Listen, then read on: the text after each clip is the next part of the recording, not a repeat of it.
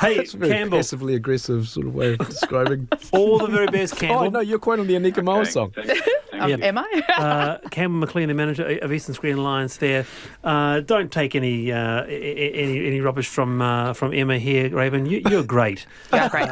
And this is not in any way related to the previous, that really cool kaupapa in the Hawke's Bay. But I'm just reminded, someone sent me a message on Twitter the other day about that, the Hitchens quote.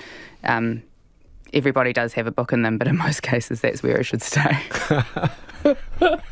Not related, but it's always a good time to quote Hitchens. Absolutely. Emma Espiner, Raven Can. Good luck with the beard, Raven. And meanwhile, we're going to go out on the wonderful Anika Moa. Here we go. See ya.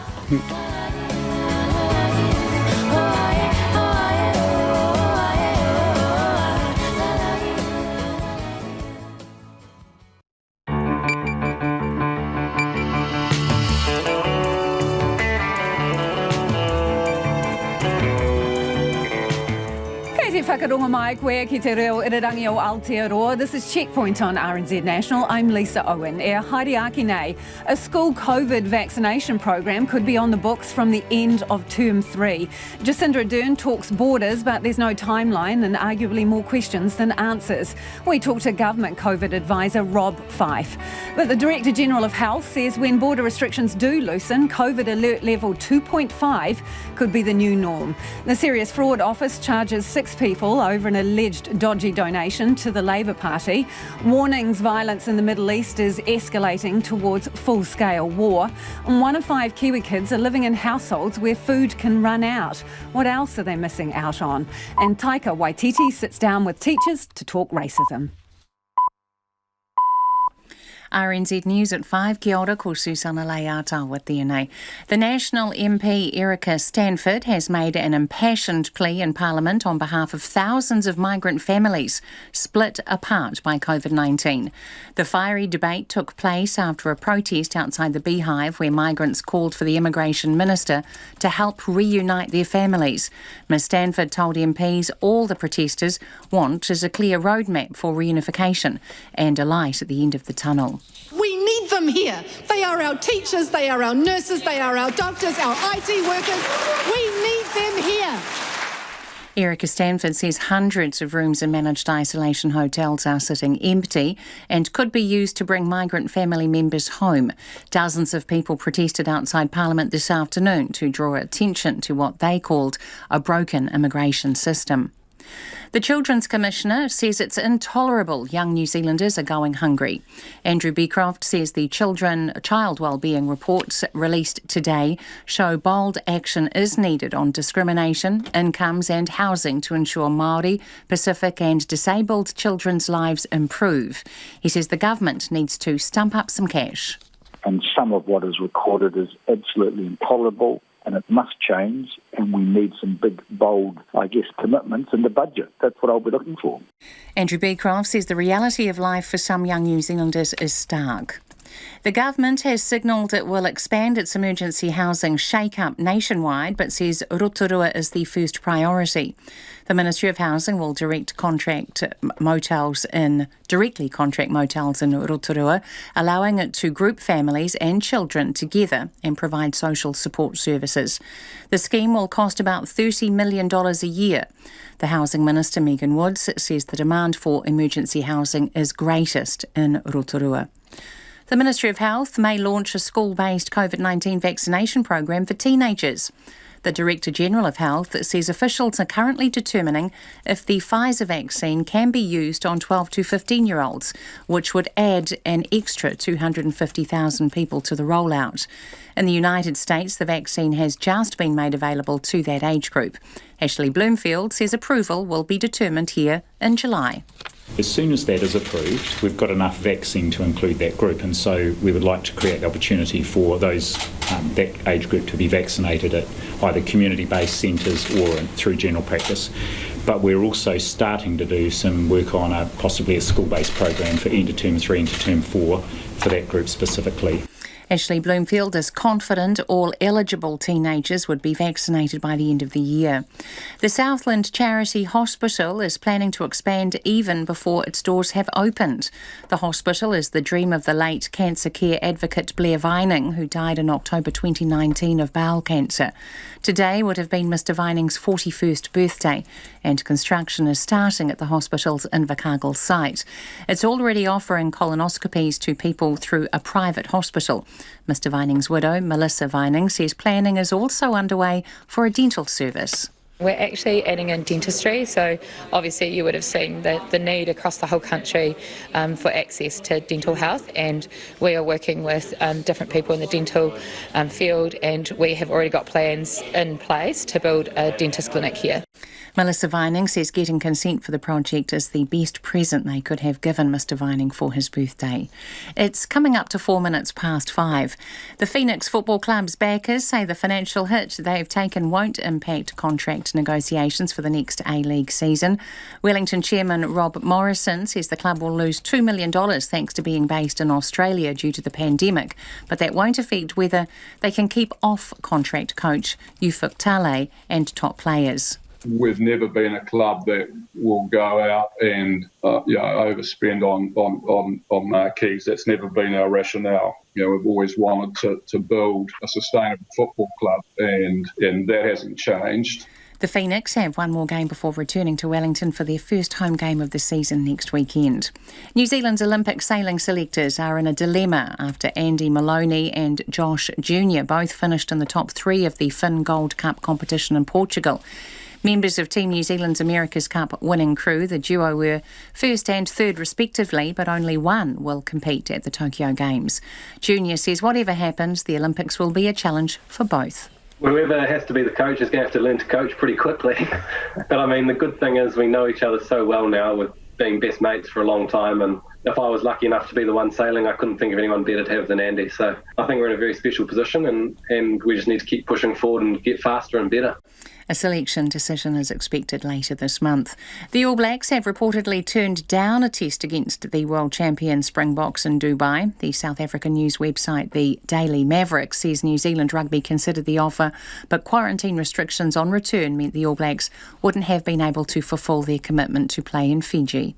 That's the news. Tomorrow morning, New Zealander Guy Kosher is an Everest guide, but he says COVID's too big a risk this season as hundreds rush to the mountain. Joshua Rivera on what it's like waiting for the rapture. Terrifying, it turns out. And the author of The Big Short, Michael Lewis, with a new book about what he calls the heroic rogue patriots of the pandemic. Paul Kim Hillaho, join me tomorrow morning from 8 on RNZ National. Now the short forecast from Met Service to midnight tomorrow. Northland to Bay of Plenty, fine tonight, cloud developing tomorrow, rain for Northland and Auckland at night. Gisborne to Waiata upper showers, mainly north of Napier, clearing tomorrow morning and becoming fine. Waikato to Wellington, including central high country, fine apart from some cloudy areas from Taihape southwards. Cloud increasing tomorrow with a few spots of rain at night from Waikato to Taranaki. Nelson, Buller and Westland, fine tonight, cloud developing tomorrow, rain at night. Marlborough to Southland, fine tonight, cloudy periods tomorrow, scattered rain developing at night, mainly inland. Fiordland, fine inland, but cloud and some drizzle about the fiords. Rain developing tomorrow evening, some heavy falls. Northerlies may rise to severe gale in exposed places tomorrow. Chatham Islands, a few showers turning to rain for a time tomorrow. RNZ National, it's 7 minutes past 5. Thanks, Susana. Tēnā koutou katoa, no mai haere mai ki Checkpoint e tēnei rā, ko Lisa Owen tēnei. The Director-General of Health has revealed students 12 years and older could get their COVID jabs in a school-based vaccination program starting at the end of Term 3.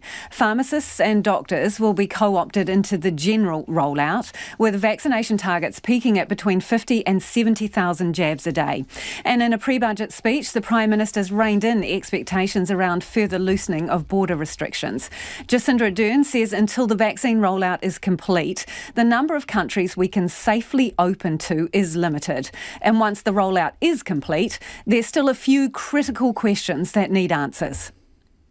The first question we're asking ourselves, and it's the same question that you've put to me, Do we need to have completed our vaccine rollout in order to open our borders beyond the bubble arrangements we have?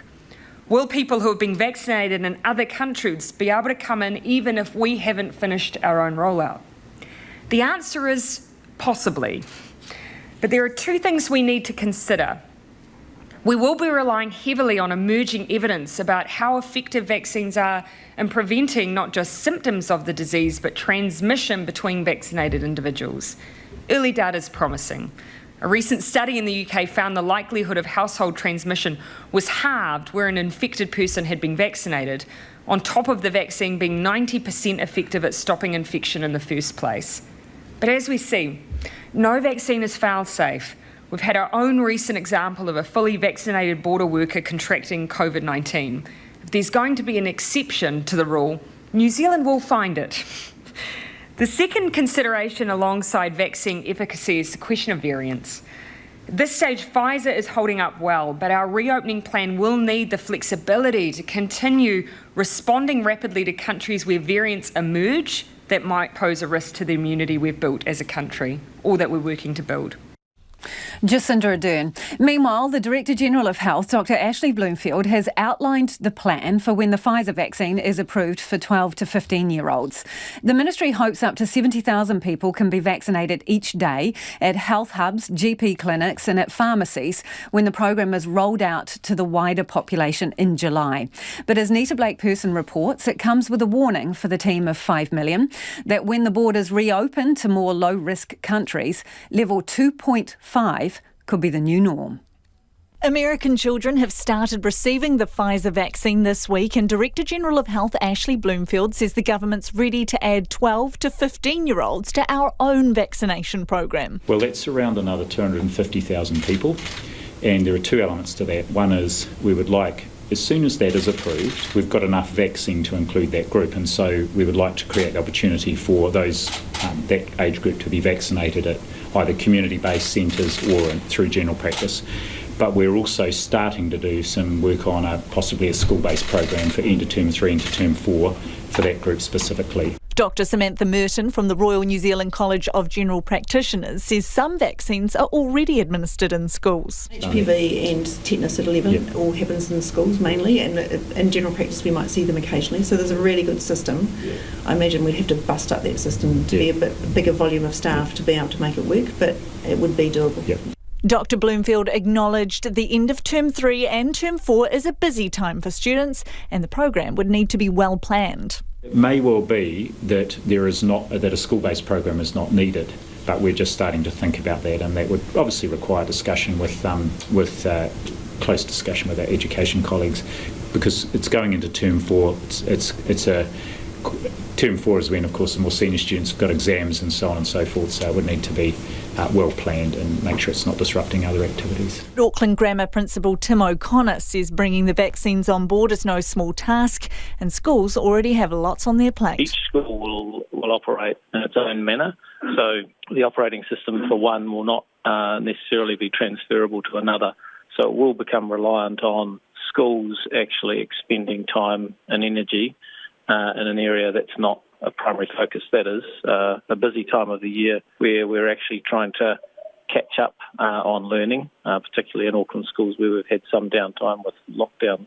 Even if school-based vaccinations don't happen, Dr Bloomfield is confident all eligible teenagers will be vaccinated by the end of the year, along with the rest of the population.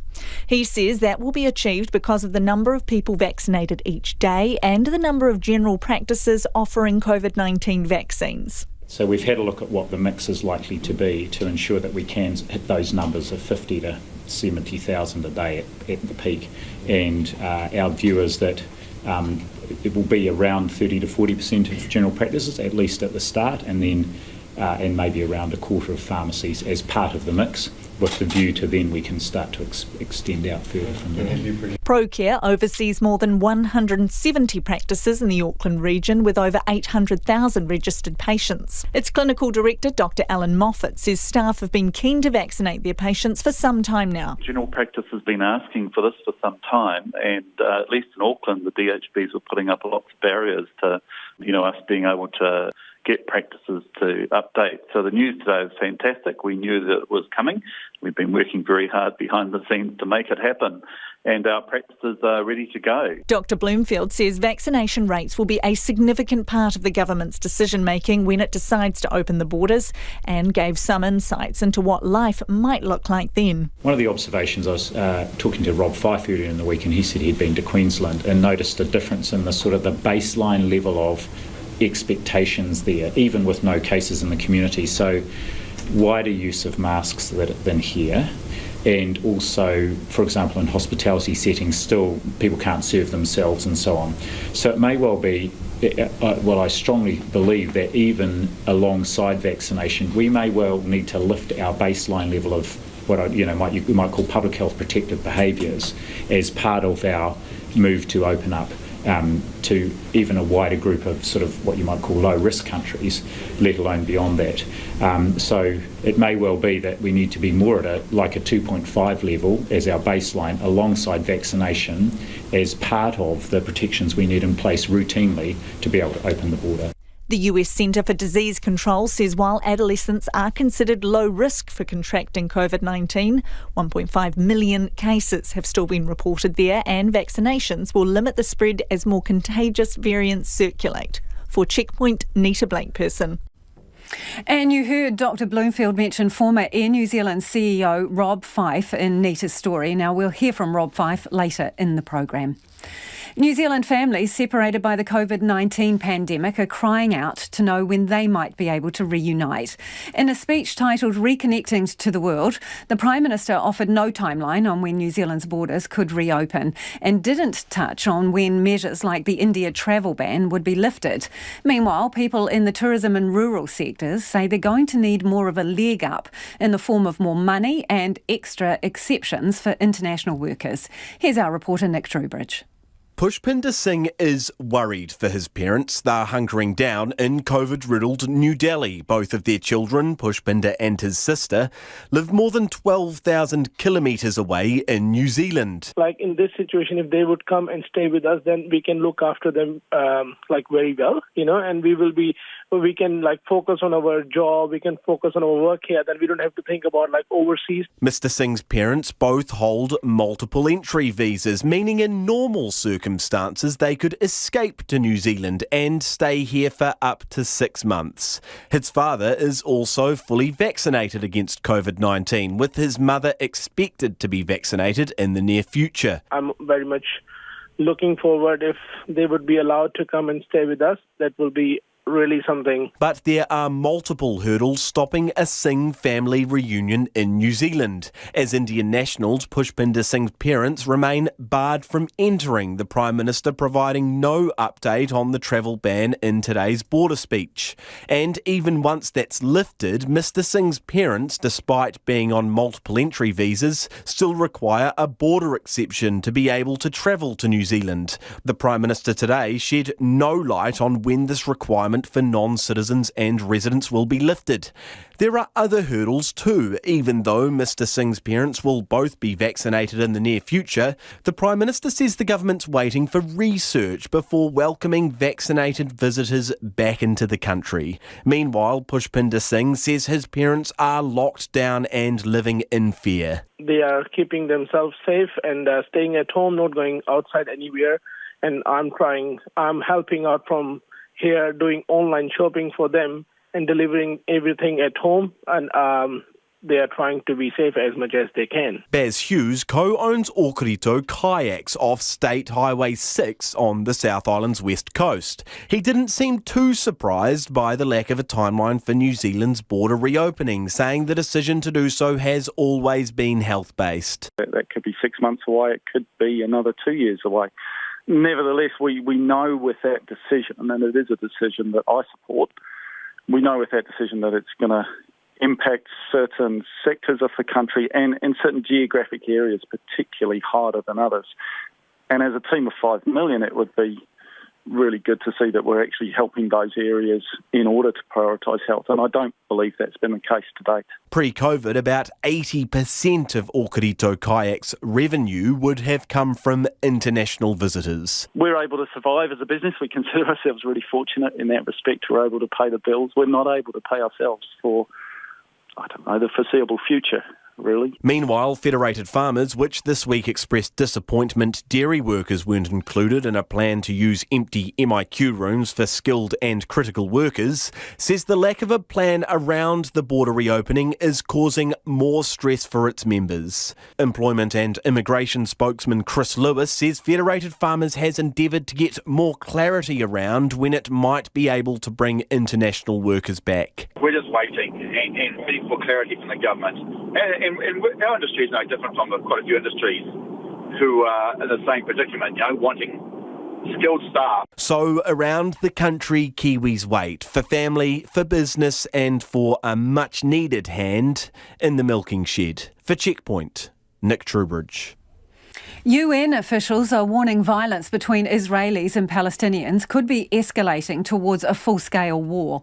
In the past couple of days, Palestinian militants have fired more than 1,000 rockets into Israel. Israel has carried out a heavy bombardment in Gaza, launching hundreds of airstrikes. Our Foreign Minister, Nanaya Mahuta, today called for both sides to de-escalate to prevent further suffering and loss of life. Correspondent Elliot Gotkin joins us live from Tel Aviv.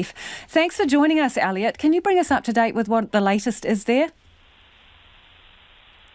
Sure. Well, overnight there were more barrages of rockets fired from the Gaza Strip towards Tel Aviv, where I am, and also other cities in the kind of central and southern Israel. And there was one of the rockets, which obviously wasn't intercepted by the Iron Dome missile defense system, landed in a residential area in a town called Petach Tikva, where 5 people were hospitalised as a result.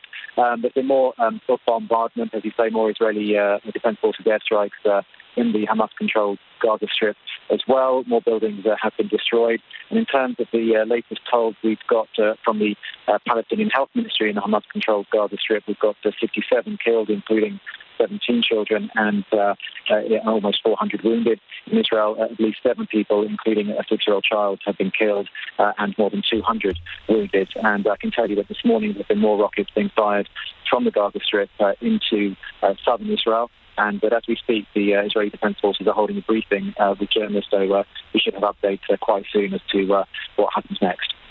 So fears of an all-out war, as expressed by UN officials, are those fears founded? It's possible. The IDF says that all possibilities remain on the table, and as I say, they're holding a briefing right now. They're due to meet with the kind of General Chief of Staff later today to discuss the various possibilities. To be perfectly honest, I don't think either side really wants to have an all-out war or a ground incursion, as it results in casualties on both sides, inevitably. So that is something that I don't think either side wants, but that doesn't necessarily mean it won't happen. And we know that Prime Minister Benjamin Netanyahu spoke with US President Joe Biden yesterday. Joe Biden saying that his expectation and hope is that this will be closing down sooner rather than later. Prime Minister Netanyahu saying that he thanked the president for his support of Israel's right to defend itself, and said he told him that Israel would continue to carry out strikes on the military capabilities of Hamas and what he described as other terrorist organisations in the Gaza Strip.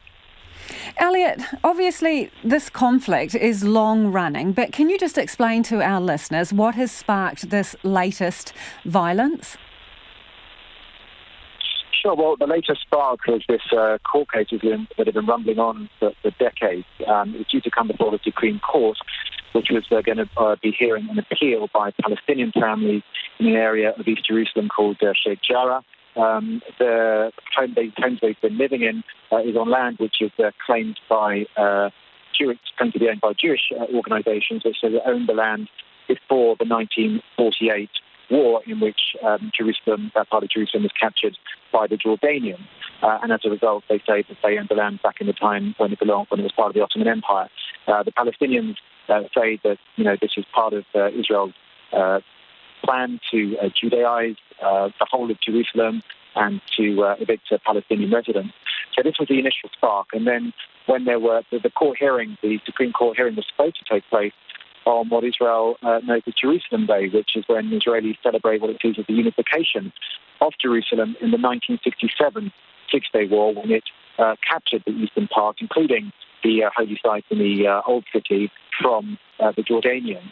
So that kind of all rolled together resulted in protests on leading up to and including Jerusalem Day. There were clashes between the Israeli police and Palestinian demonstrators on the Temple Mount, known as Haram al-Sharif, to Muslims, which of course is where the Al-Aqsa Mosque is, and there were many protests there. And when Palestinians see violence on and around, in and around the Al-Aqsa Mosque, that kind of led to more protests and more violence, and then Hamas beginning rocket strikes into Israel, and then Israel retaliating with airstrikes. I should also inform you of other worrying developments, which is mob violence that has been growing in mixed cities across Israel. This is between Israeli Jewish and Israeli Arab residents.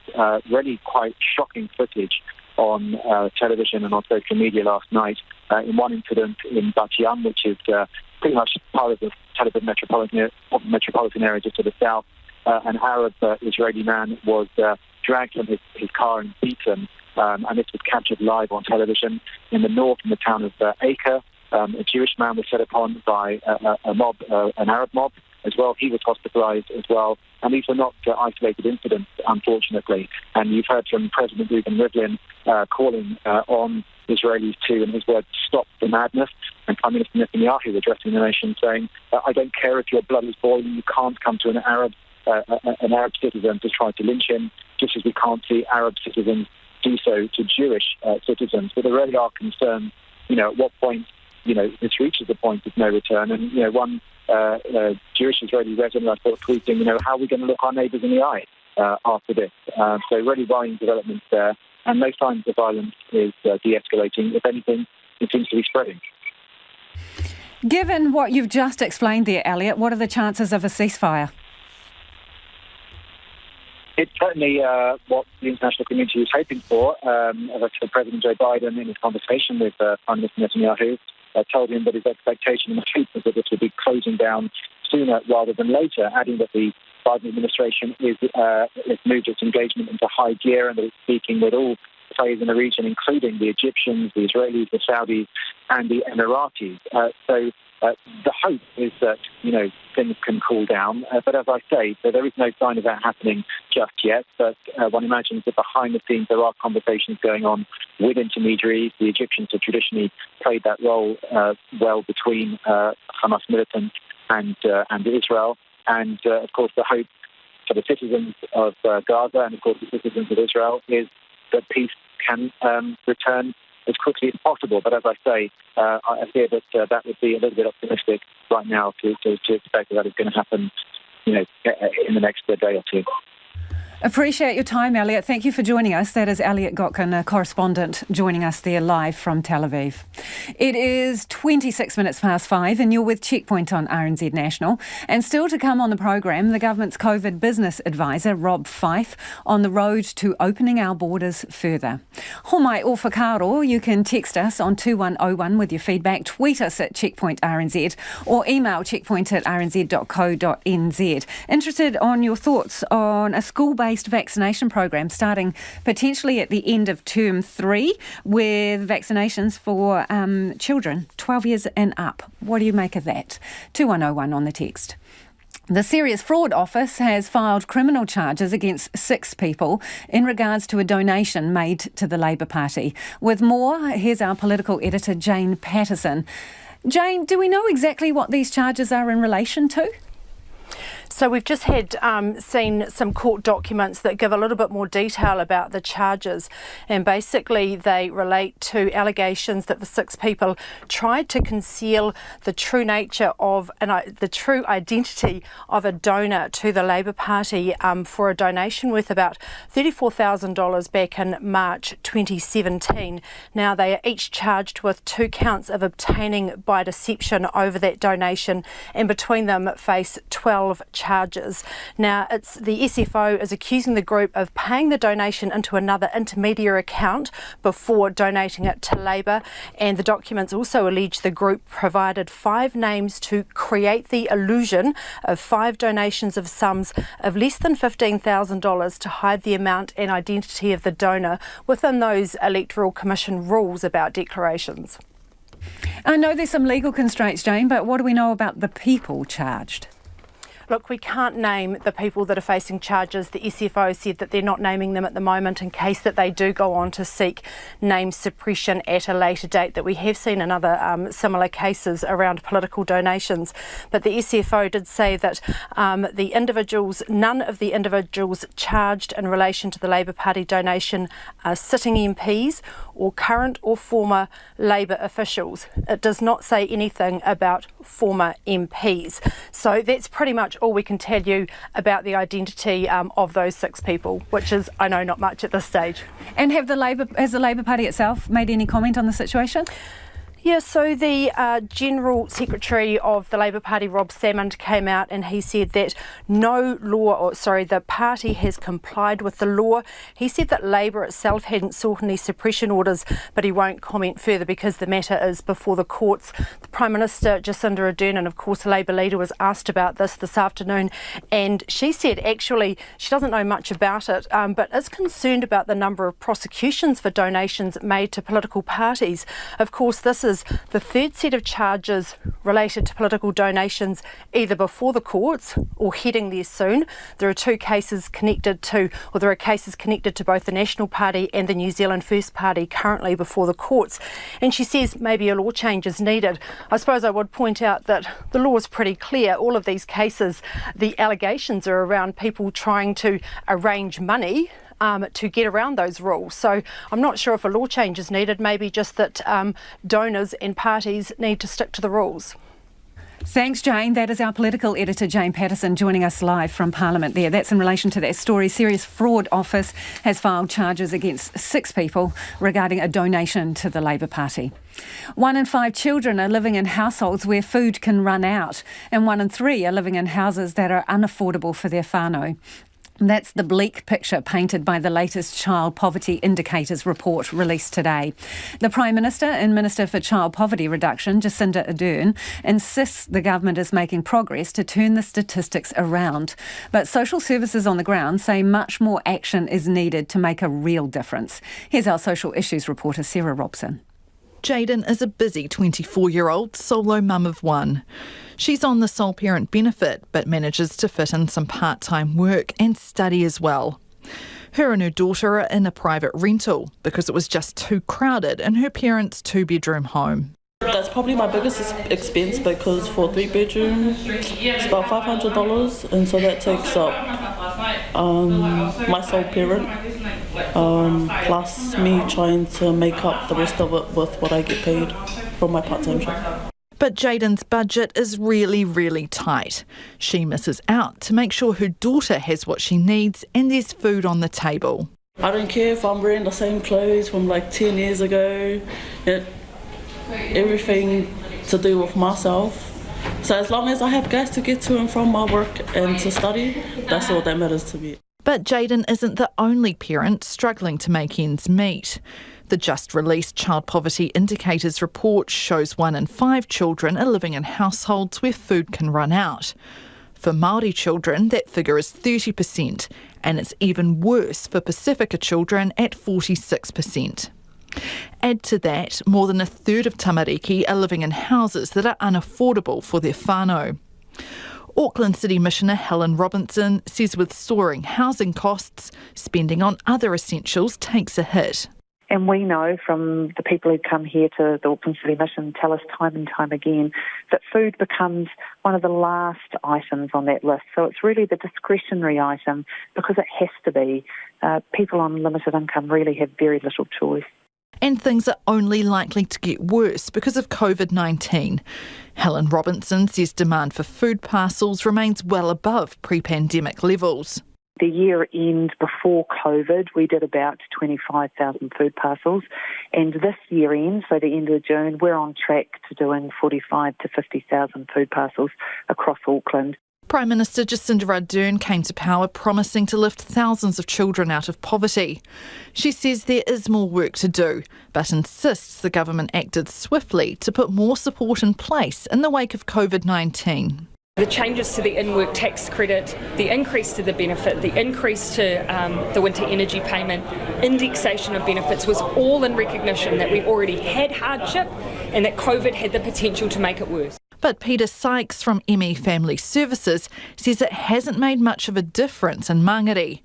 And it's particularly acute for Māori and Pacifica, who he says are not getting the support they need to turn the statistics around.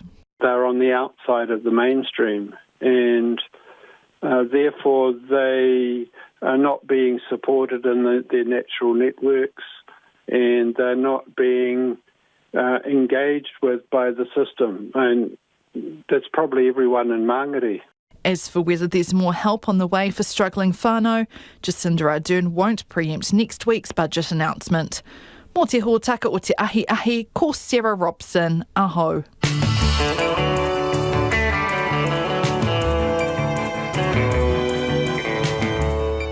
Kia ora e te iwi e haere nei e a Checkpoint. New Zealand's branded selfish for buying up too many vaccines in a WHO report, and the change of tack needed when the borders do reopen. Ho mai o whakaro, we'd love to hear from you about anything you've heard on the programme this evening. Text us 2101, tweet us at Checkpoint RNZ, or email us checkpoint@rnz.co.nz. It is time now for the headlines with Susanna. The Immigration Minister has braved jeers and calls for him to lose his job today over the long backlog of visa applications. Migrants split from their families and facing indefinite waits for visas protested outside the Beehive before a fiery debate on immigration in the House. Mr Farfoy said he sympathised, but high levels of COVID in many countries mean the government cannot simply open the doors to everyone. The Children's Commissioner wants the government to take bold action on discrimination, incomes and housing in next week's budget to improve the lives of Māori, Pacific and disabled children. Andrew Beecroft says the child wellbeing reports released today show life for some children in this country is stark. 6 people charged by the Serious Fraud Office over a Labour Party donation are alleged to have tried to conceal the true identity of the donor. Documents show they are facing 12 charges over a donation of at least $34,000 to the Labour Party in March 2017. The SFO is accusing the group of paying the donation into an intermediary account before donating to Labour and providing 5 names so it looked as if there were 5 donations of less than $15,000. The government will expand its emergency housing shake-up around the country, but Rotorua is the first priority. In a $30 million a year scheme, the Housing Ministry will directly contract motels and provide social support services to families and children. The Housing Minister, Megan Woods, says the demand for emergency housing is greatest in Rotorua. The Ministry of Health may launch a school-based COVID-19 vaccination program for teenagers once use of the Pfizer vaccine on 12 to 15-year-olds has been approved. The Director General of Health, Ashley Bloomfield, says that will be determined here in July. All eligible teenagers would be vaccinated by the end of the year. It would add another 250,000 people to the vaccine rollout. Those are the latest news headlines on RNZ National. Our next news and weather update is at 6. Thanks, Susanna. No mai hoki mai. This is Checkpoint, called Lisa Owen tēnei. It is time for business news now with Nona Peltier, who's joined us in the studio. OK, Nona, let's start off with Xero, and it's doing all right, even through the pandemic. Yeah, so a lot of people might remember that Xero is no longer listed on the NZX. However, it is the number one company traded on Sharesies, which is an online retail investment tool, so you can invest directly. And so people do care a lot about what's going on with Xero, that's listed on the Australian market. And its revenue rose 18% to $848.8 million, which is a pretty good revenue number. Not quite good enough, though. The market was expecting a bit more. Their net profit rose to $19.8 million for the year ended in March, which was way better than the year before. That was $3.3 million. Now, the company recovered from the first half where they were really affected by COVID. So we should tell people this. They're accounting software, aren't they? That's right. Most people probably know Xero's one of those darling companies that kind of hit the market by storm and, rose to quite heady heights and has done very well. Probably one of our more tech companies. In any case, they say that really the second half of the year, so that year ended is March. The first half was COVID affected, and then the second half really recovered, and partly because people, businesses, and so on who use Xero software decided they really needed to fix their online exposure. And so that's really boosted the company. They're now working, they've been buying some additional companies in Australia and elsewhere, and they're integrating them in their business. What's interesting is they're not going to pay their shareholders a dividend, which they're going to say they're going to reinvest all of their profits back into their business and keep growing it. That's their ideas, just to keep the business growing. Okay. Well, speaking of growing, see what I did there, Nona? Well, love people that will guess segue. it. Very nice. We're going to talk about food prices, fruit and veg. What can you tell us? Well, I can tell you that the fruit and veg is one of the reasons why we had a big 1.1% increase in food prices in April. And that was primarily tomatoes and cucumbers, or you might say tomatoes, excuse me. But anyways, the tomatoes, they really rose quite a lot in the past month to the highest monthly increase in 10 years. So now why you might say? Well, it was because the prices were artificially low as a result of COVID. So growers had an oversupply, were unable to export them, and so they flooded the market with them, which resulted in cheap tomato prices. People might have noticed. Suddenly they're back to $6.34 per kilo on a weighted average. And what about the humble cucumber? I wasn't finished with the tomatoes, okay, but let's move on. Sorry. Those tomatoes, look, we don't know what's going to happen, but the uncertainty around the exports means that growers haven't decided whether they're going to replant their plants. So tomato shortages could come back. Just saying. Because some people have decided not to continue on. Possibly. We'll see what happens. Now, back onto the cucumbers. They rose 50%. Yeah. The weighted average price was $12.41 per kilo, which compared with $8.25 in March. That's a big increase, right? So your cucumbers and your tomatoes, I guess that's your Greek salad off the menu, right? Wow. Speaking of menus. At the peak. Wait, there's more. Okay, I want to just finish up by saying that restaurant prices actually rose. Wait a minute, I've got this. Biggest monthly rise in more than 10 years. And off the back of these prices? No. No? Okay. Because of the rise in minimum wage. Just saying. So, that's going around. We're going to be paying a bit more for a few things. What have the market numbers come in at today? Well, the market's not looking very well, and that's partly because the U.S. inflation data surprised the market, actually shocked the market, and the Wall Street really dived, and then our Asian markets are looking about the same. And so the NZX Top 50 Index, it fell more than 1% today, 136 points down to 12,428. And the Kiwi's a little bit weaker, and that's because interest rates might come up as inflation rises in the U.S. So 71.7 U.S. cents, 92.8 Australian, which is pretty steady, and just slightly weaker against the British pence at 50.9. Thanks, Nona. Nona Peltier with the Cucumber and Tomato Report, and some business too.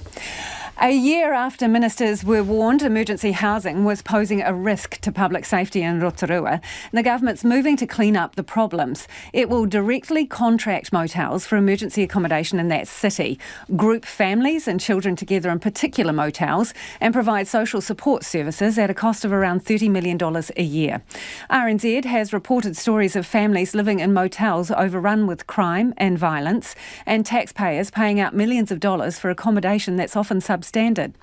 But as our political editor Jane Patterson reports, there's still no word on when action will be taken in other New Zealand cities experiencing the same problems.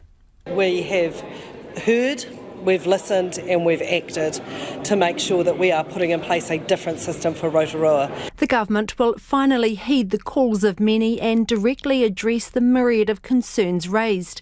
The Housing and Urban Development Ministry, or HUD, will take responsibility for contracting motels, which Housing Minister Megan Woods says is key. Because that means we have more ability to direct cohorts. Our first priority will be the 200 families with children that are in motels in Rotorua to make sure that we're actually creating safer spaces for those children. The Social Development Ministry administers the grants, but HUD has overall responsibility for emergency housing.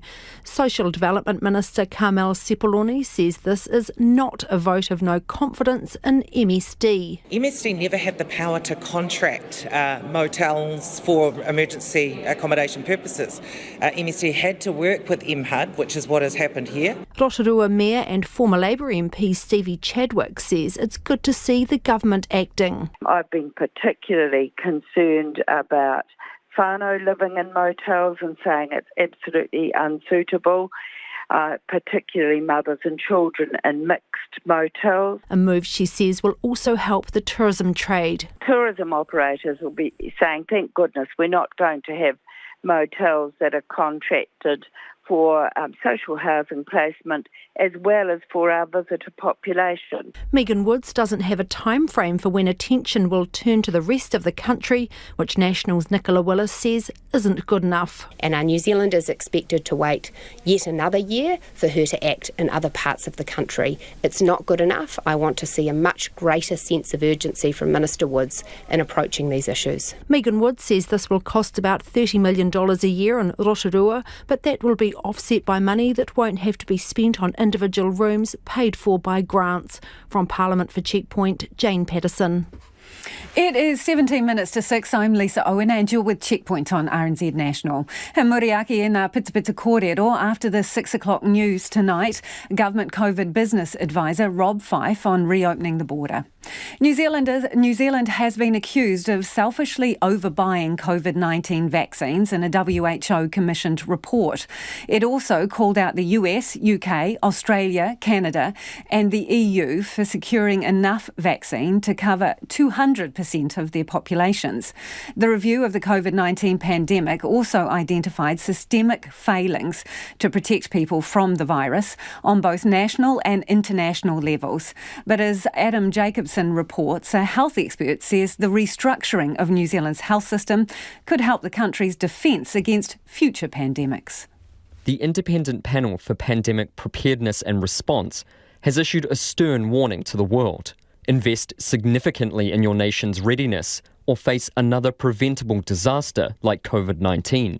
Epidemiologist Michael Baker says New Zealand is well on its way. Current COVID-19 systems, which pull together different arms of the government, demonstrate just how effective a centralised health response can be. Now that we know what this capability looks like, I'm really hoping that with the reform of the health system, we can assemble that so it's there long term. We can institutionalise those capabilities so we are much better off to respond to future threats and also manage many of the other long-term health threats we face. Health service reforms will include a new public health agency, which aims to prepare for future pandemics and epidemics. Mr Baker hopes an all-of-government approach will be taken. And we've not had that in New Zealand for possibly several decades. From the 90s, we systematically eroded and fragmented those capacities to the point that we weren't in a competent situation when this pandemic hit. But the report points out national preparedness will only go so far. It says a Global Health Threats Council should be created to ensure worldwide action.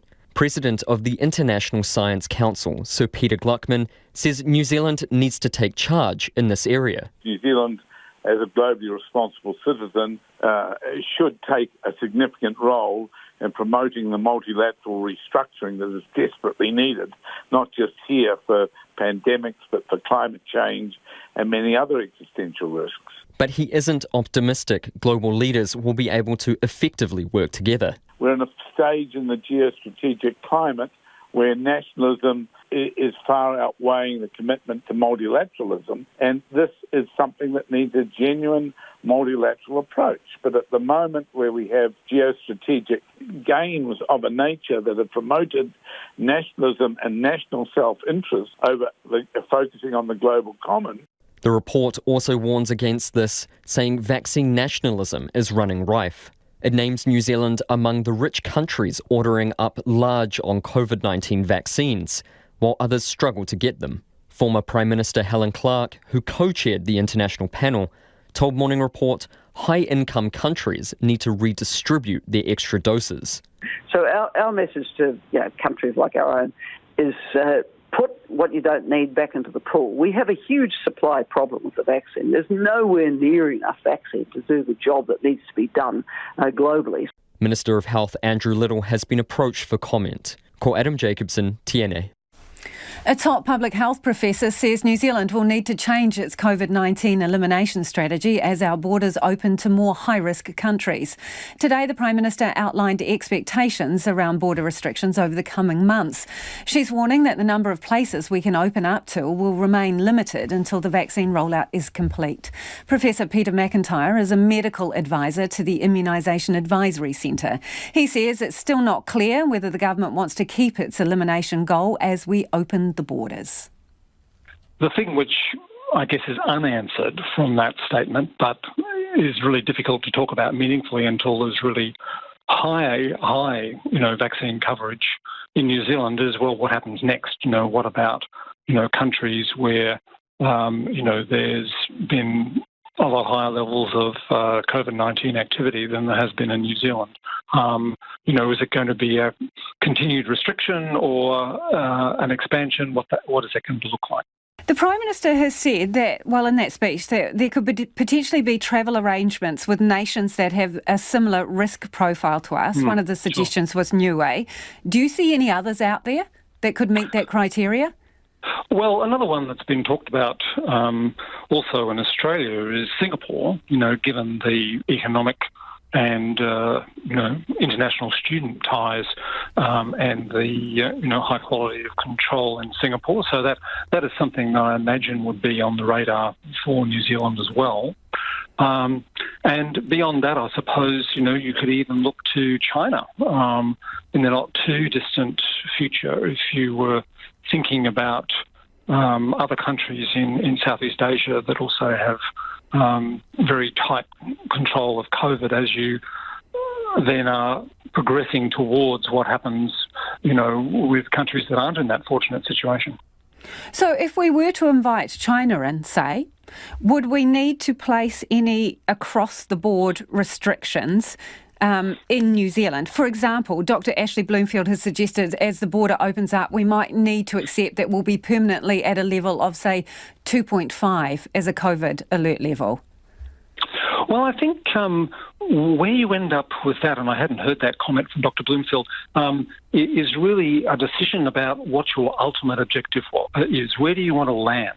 So, and I think for most of the world, there's been an acceptance that it's very unlikely that zero COVID is where the landing's going to be because, there's such widespread circulation. And so I think most countries are now talking about good control of COVID, which means that you're in a situation where it's more like flu, or perhaps given how well the vaccines are performing, particularly including, people who are elderly or have other health problems who typically don't get a good response from the flu vaccine, but do with the COVID vaccines, that potentially you end up in a better situation than you are with ordinary flu.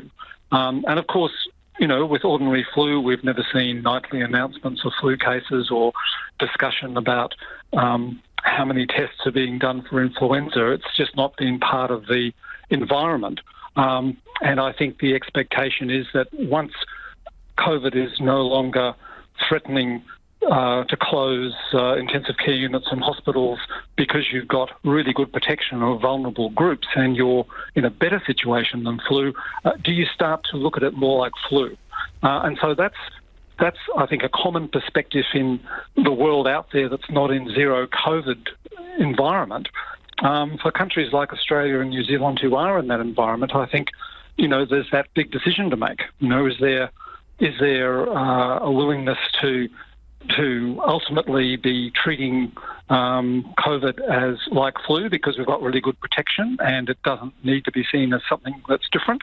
Or do we want to keep a situation where there's just no COVID, because that will be a very, very difficult, long-term goal. Professor, if we want to open our borders, do you think then we need to move away from a complete elimination strategy and accept that there will be some cases? I think absolutely, if you're going to open your borders, completely, if you're willing to accept a situation where you have only got open borders without special quarantine arrangements with some countries, and you're willing to maintain a long-term border control and quarantine situation for other countries, if that's where you want to be and that's what you're prepared to accept, then you could potentially look at trying to keep cases out completely. But I think if that's not a feasible and achievable longer-term goal, then I think you have to recognise that you are going to have COVID in the country. But I guess we need to reassure people that in the post-vaccine environment, it's not the scary thing that it was. And I think everyone accepts that the elimination strategy has worked brilliantly up till now. But looking forward to hopefully a vaccine-protected world, could we end up with something else that's not zero? Because zero is very, very hard to maintain. The Prime Minister says she is, waiting for information on transmission rates among fully vaccinated people, i.e., how contagious are you if you've had your full set of vaccinations? Do we know the answer to that already? Well, I don't think we know the exact answer. I think we can say confidently that you are protected to some degree, and I think most of the evidence is suggesting maybe a 50 or 60% reduction in sort of any infection with the virus, as opposed to infections with obvious symptoms or severe infections. I think we can also be very confident that there'll never be 100% protection from the viral infection. No vaccine ever does that. So it's probably going to be over 50. It's not going to be 100. And so once again, that has an impact on your zero COVID, objective.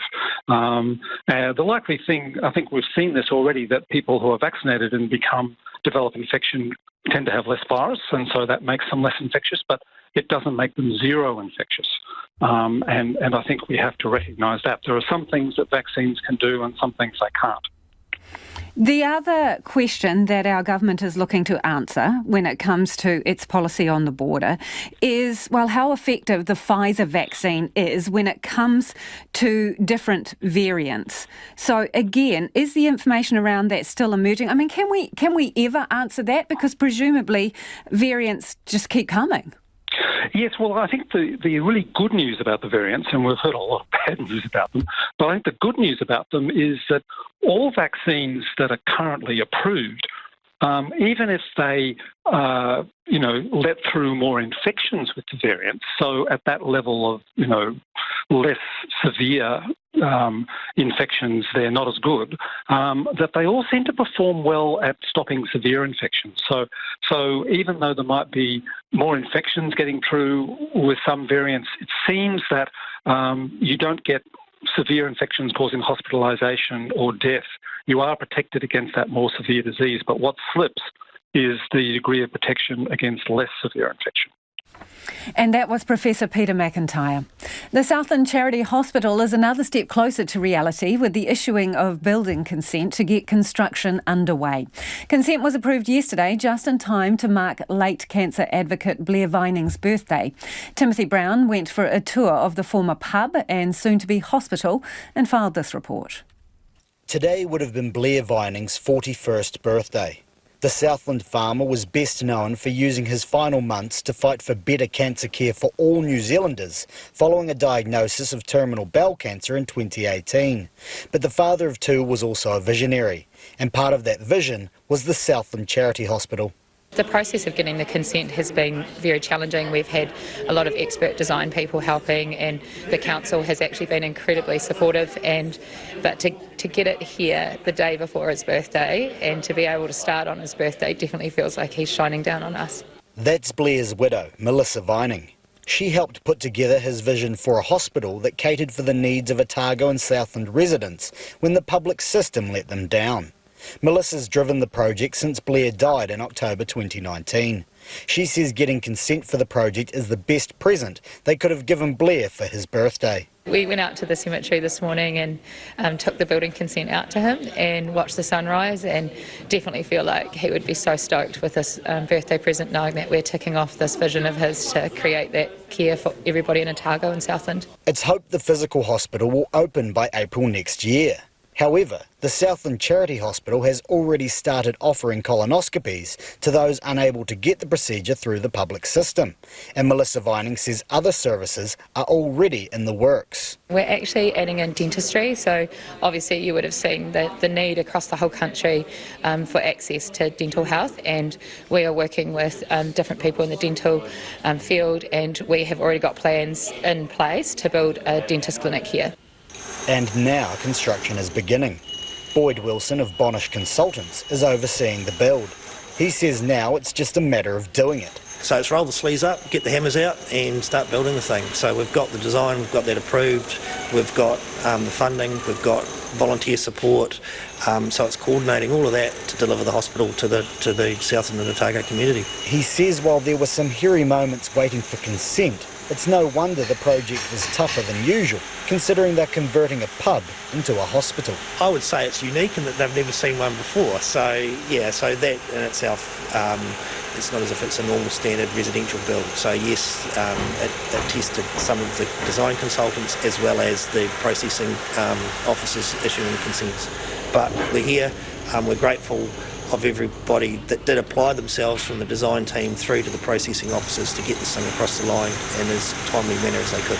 But consent delays have not translated into construction delays, and everything remains on track to open as expected. Southland Charity Hospital General Manager Helen Robinson says that's the most important thing, considering the clientele. The project itself has such incredible support, so to get to this point where it actually feels like, you know, this is happening, this is real, we're actually going to do this, we're going to build a hospital. So yeah, just incredibly exciting and relieved, I guess, probably as well. It's, you know, it's been a hard slog for a few weeks just to try and get it over the line, so I'm really glad that it's finally there. Now the call is out to volunteers, whether they be tradies, medical professionals or just someone willing to learn how to chip bricks.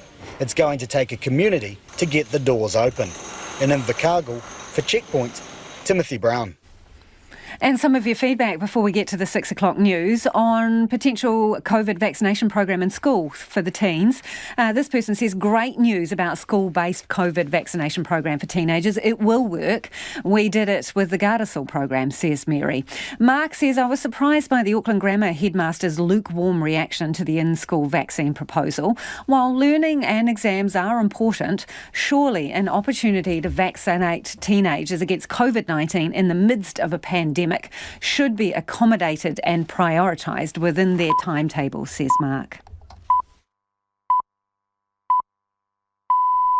RNZ News at 6, ngā mihi nui ko Susana Leata with DNA.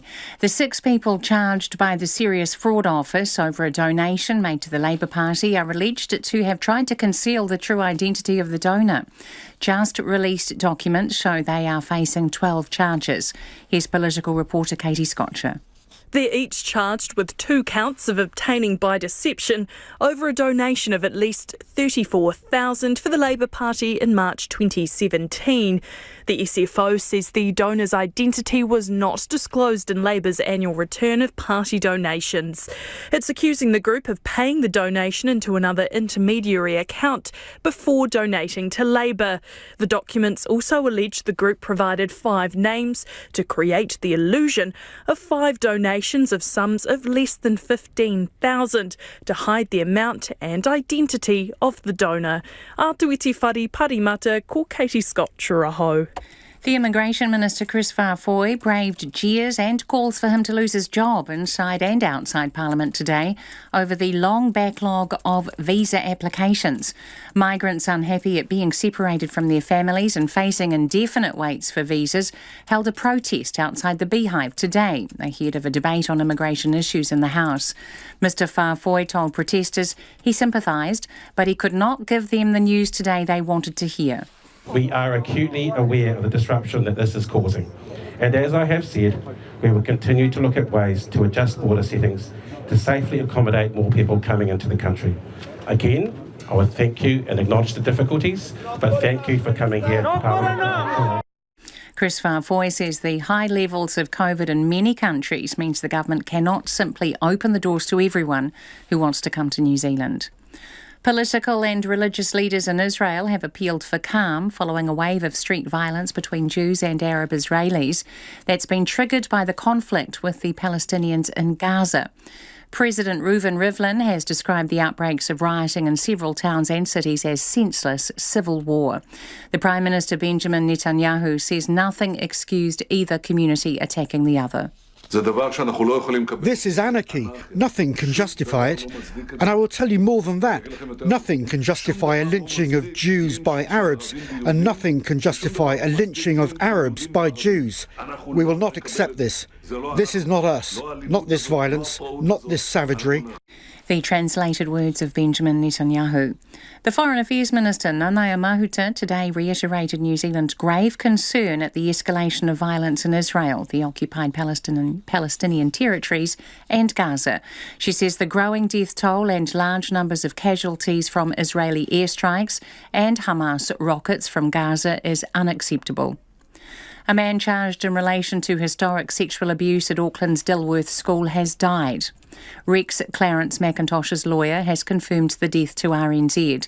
He was among the 9 men who have been charged as part of the police investigation into sexual abuse allegations at the century-old private Auckland boarding school for underprivileged boys.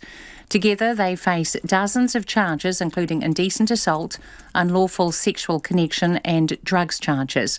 Mr McIntosh is the second defendant to die after being charged. The government has signalled it will expand its emergency housing shake-up nationwide, but says Rotorua is the first priority.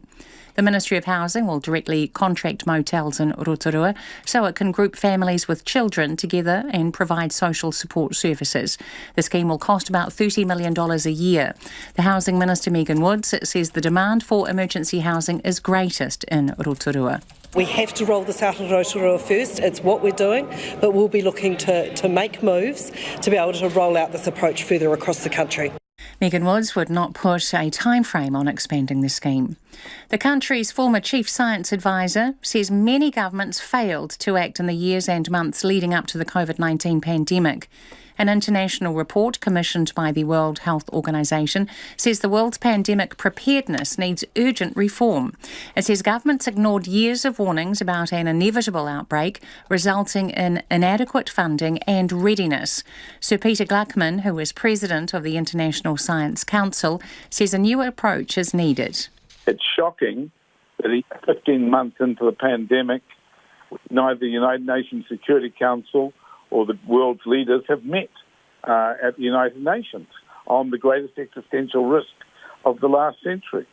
Sir Peter Gluckman says New Zealand also needs to consider its management of global risks. It's 6:05. The Warriors say no decision's been made on whether the NRL Rugby League team will come home to New Zealand next month. Following the opening of the Trans-Tasman bubble, a plan was in place for a potential return from their Australian base on June 19th. A report suggests that plan has been shelved. But Warriors Chief Executive Cameron George says he's meeting with the NRL tomorrow before final meetings next week with the players and staff before any call is made. We've got a plan, we've had a plan all year. It's just about rolling that out at the right time. So, to say that it's been decided and done is incorrect. We'll certainly be in a position the back end of next week, mid to late next week, to announce our decision, absolutely. Cameron George says there's also no confirmation yet on potential Warriors home games in Auckland. The Women's Tour de France cycling race is set to be revived next year after a 33-year absence. Race director Christian Prudhomme has told The Guardian the race will be held after the men's event, adding it would have been held this year had not been for COVID-19. Chelsea have missed the opportunity to strengthen their place in the top four of football's English Premier League, losing 1-0 to Arsenal. Chelsea remain fourth with 2 games to play, but could still be passed by West Ham and Liverpool for a place in the Champions League. And All Blacks hooker Cody Taylor has been named as captain for his 100th match for the Crusaders when they hosted the Brumbies in Christchurch on Saturday night. That's the news. Tonight on Nights, what's deeply human about the teenage brain? Rima Bass is on the line from Sudan. There's part 1 of a new series, Fight for the Wild. Dave Hansford's exploration of the notion New Zealand might one day rid itself of stoats, rats and possums. And Jeffrey Wheel teases out the facts behind the science fiction of Star Wars, specifically the Force, that thing that's with you always. On Nights of me, Brian Crump, after the news at 7 on RNZ National. Now the short forecast from Met Service to midnight tomorrow. Northland to Bay of Plenty, fine tonight. Cloud developing tomorrow. Rain for Northland and Auckland at night. Gisborne to Wairarapa, showers mainly north of Napier, clearing tomorrow morning and becoming fine. Waikato to Wellington, including central high country. Fine apart from some cloudy areas from Taihape southwards. Cloud increasing tomorrow. A few spots of rain at night from Waikato to Taranaki. Nelson, Bulla and Westland, fine tonight. Cloud developing tomorrow with rain at night. Marlborough to Southland, fine tonight, cloudy periods tomorrow, scattered rain developing at night, mainly inland. Fiordland, fine inland, but cloud and some drizzle about the fiords. Rain developing tomorrow evening, some heavy falls. Northerlies may rise to severe gale in exposed places tomorrow. And Chatham Islands, a few showers turning to rain for a time tomorrow. RNZ National, it's 8 minutes past 6. Thanks, Susanna. No mai hoki mai. If you're just joining us, this is Checkpoint and I'm Lisa Owen. The Ministry of Health is warning the team of 5 million to prepare for a new norm, even where most of the population is fully vaccinated and the borders start reopening to more low-risk countries. And that new norm could be level 2.5. Former Air New Zealand CEO Rob Fyfe is a member of a special advisory group set up by the government to look at our COVID-19 recovery. He says mass vaccinations, along with vaccine passports and pre-flight tests, are crucial to our borders reopening, which won't happen this year. And international tourists could still be banned from coming if their vaccines aren't deemed up to scratch. I'd love to be an optimist. It's really is quite concerning to see how the vaccine programs in all other parts of the world are not achieving anywhere near the penetration you'd like to see to allow borders to be open more freely than what they currently are. So it's not just about us getting the jab, it's about everybody else in the world as well. So can we start with us? Once mass vaccination is completed here in New Zealand, what would you consider complete? What level of coverage? Well, the challenge is this science can't give an answer to that question, right? You know, if you look now, let's just assume that we can see vaccination down to age 12, which hasn't been approved here yet, but let's assume it gets here. That's 15% of the population below that age that won't be vaccinated. If you start with, I guess, the rule of thumb, which says you need 75 to 80% of a population to be vaccinated to get anywhere near a herd or population immunity level, it effectively means we need everyone that's eligible to be vaccinated to get vaccinated if we have to have any chance of getting population immunity. And that's a really big ask. And, you know, you look in Israel, which is the leading country in vaccination, they've got to about 60% now. They're struggling to get past that in terms of the willingness of the population to be vaccinated. US is at a lower level. than that, they're struggling to get people to turn up for their second vaccination before they head off on holiday to South America and so on. So it's a real challenge.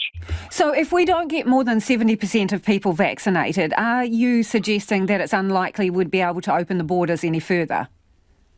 I think that then becomes a real challenge. There may be other measures we can use. I was in Australia yesterday. I couldn't believe how disciplined they are in using things like their QR code apps and so on, which are largely non-existent here. When I walk in and out of restaurants, I see no one using those. So if you use all the other tools, then that impacts the level of people you need to be vaccinated, because those things all act as an inhibitor to transmission of the virus.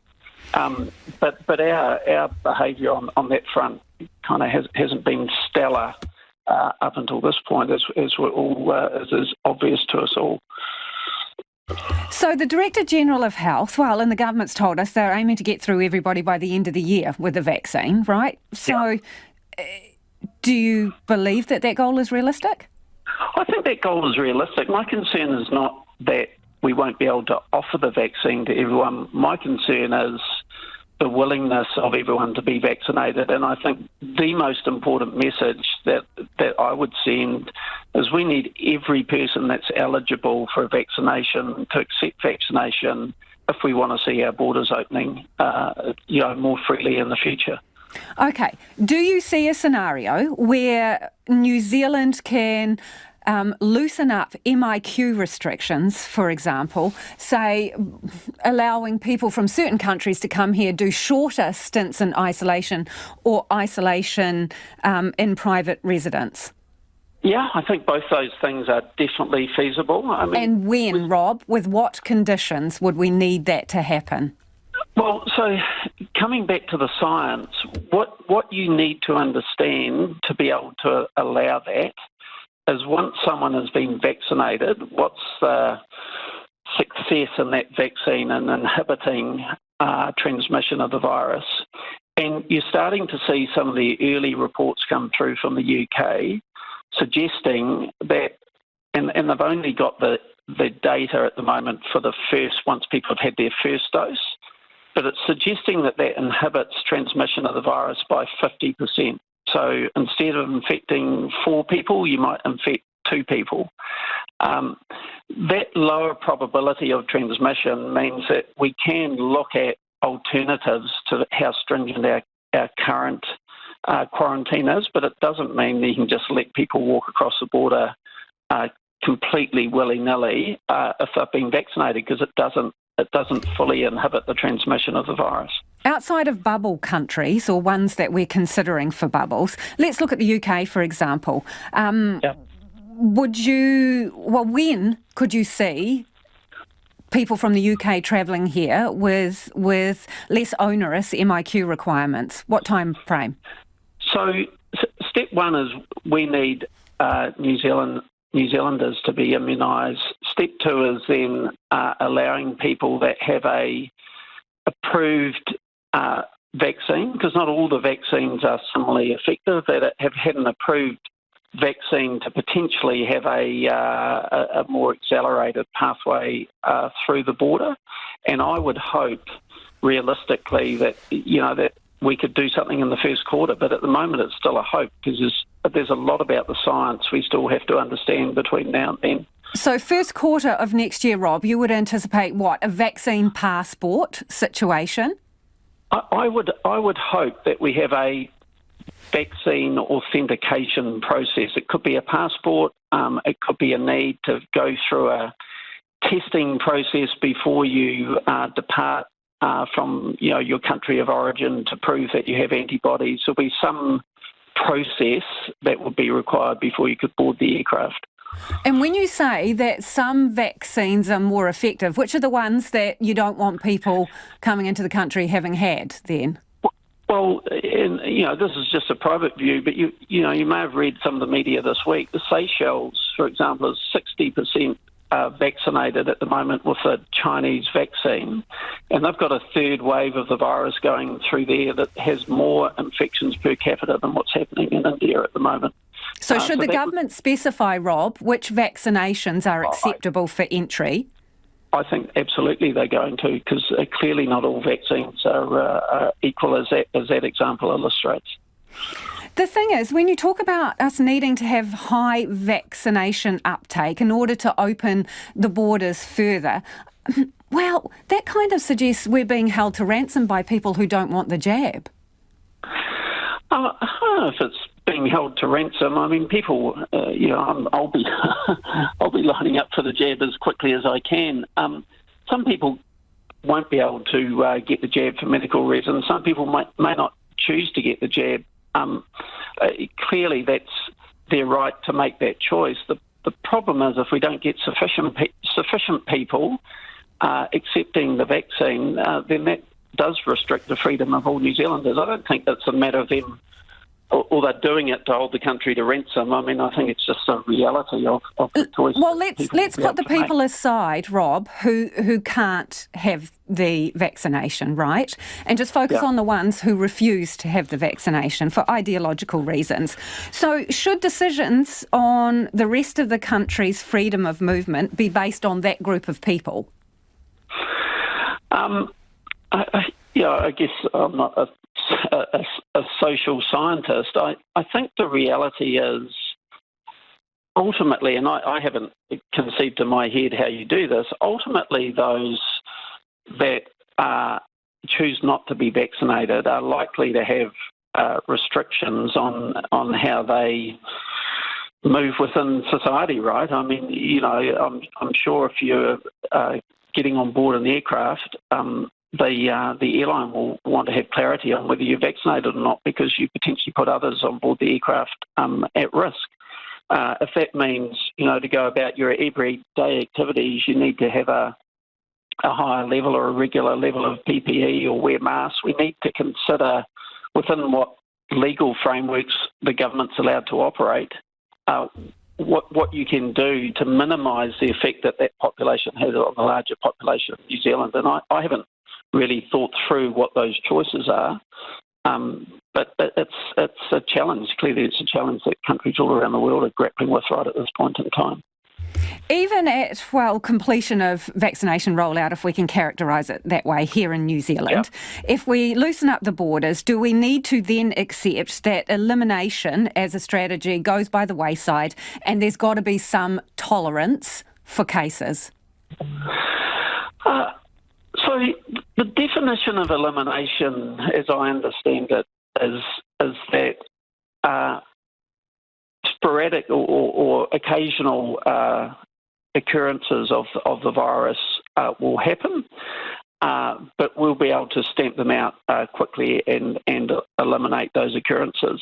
My view is if we can get to whatever that magical number is, and I'm just using 75% as a placeholder because I'm not a scientist with the ability to figure out the exact number, but whatever that number is, if we can get close to that, yes, we will get cases, but they won't be able to propagate or reproduce at a rate that will get away on us, if you like. And to my mind, that still leaves us within that elimination space, which says, the virus can be stamped out whenever we get examples of it. And I think that will be the reality. But I think at the same time, I think we will move into a stage at some point where, from time to time, people are going to die of COVID in New Zealand. And I think that's the sad reality of having this virus in our midst, potentially for the rest of our lives. And our goal will have to move away from, every individual case being a calamity. We'll have to accept that they will occur from time to time, and we just eliminate them when they do. And that was former Air New Zealand CEO Rob Fyfe, who is now an advisor to the government. A lot of you getting in touch about the borders and COVID vaccine rollout. This listener says China is way safer to open borders to than Europe, Canada, USA and the UK. And someone else says we need a proper debate around the options for opening our border. What is the risk, for example, in opening up once over 50s have been vaccinated? The risk profile might be the same as what we face from meningitis. Is it reasonable unacceptable to keep our borders closed for a situation like this. And Ruth from Christchurch has got in touch to say, well, to ask really, what do we do about those getting COVID after having the vaccine, which obviously Rob and the Prime Minister was talking about? Ruth goes on to say, it's happening. My brother in the US has friends who were vaccinated but still contracted COVID. And this one says, how on earth are we talking about mandatory vaccines effectively when saying that vaccine passports will be required for international travel, etc., as if this is a given when the real efficacy of third vaccines is still experimental and has only been partially reported, i.e. relative risk reduction with short-term studies and not quoting the absolute risk reduction, which FDA says is needed. Thanks for your feedback. Hopefully we'll get to more of it before the program is over. The Immigration Minister was shouted down at a rally of unhappy migrants today as he revealed he couldn't give them the answers they were after in their bid to loosen border restrictions. A crowd of people took their grievances to Parliament today where they accused the government of leaving them out in the cold, with families separated, suffering financial hardship and vulnerable to exploitation. The protest timed in with a parliamentary debate around New Zealand's immigration settings. Reporter Ruth Hill and Don Thomas were there.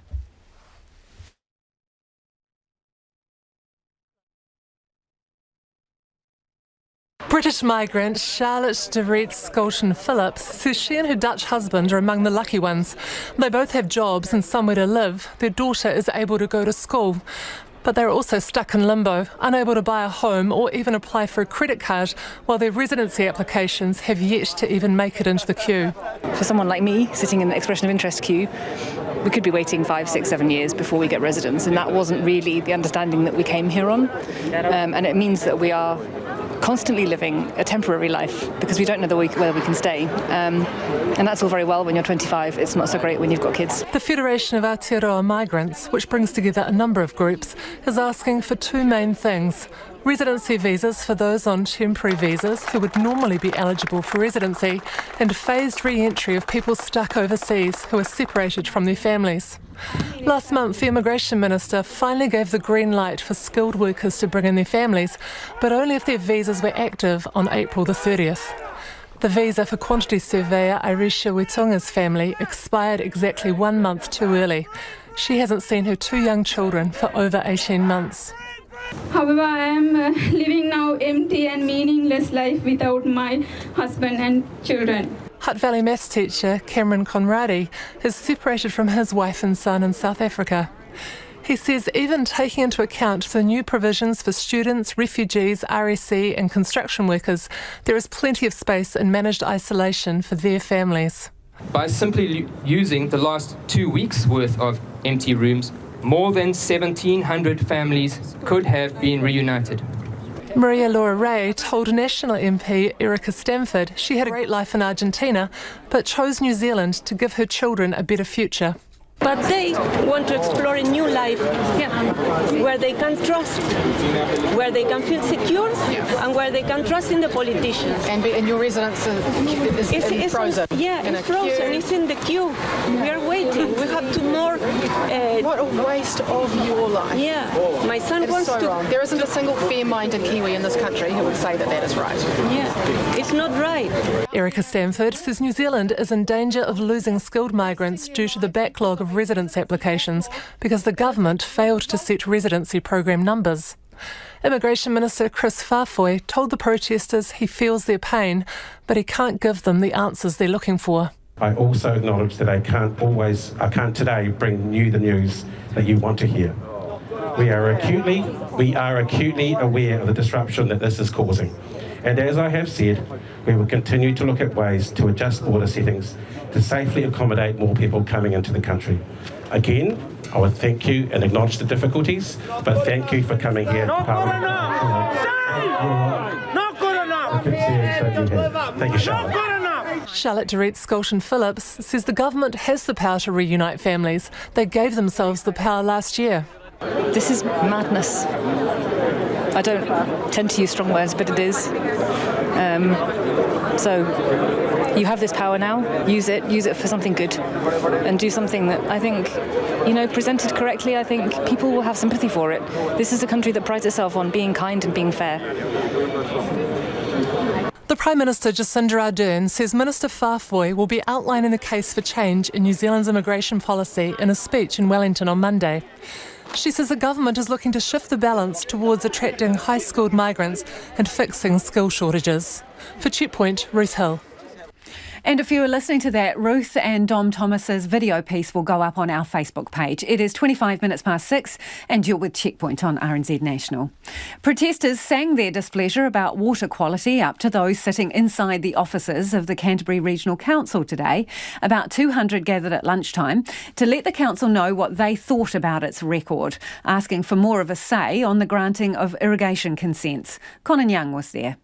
Now that river I swam in is filthy with... Among the protesters' concerns is the granting of another 10-year consent for the Mayfield-Hines Valletta irrigation scheme in mid-Canterbury.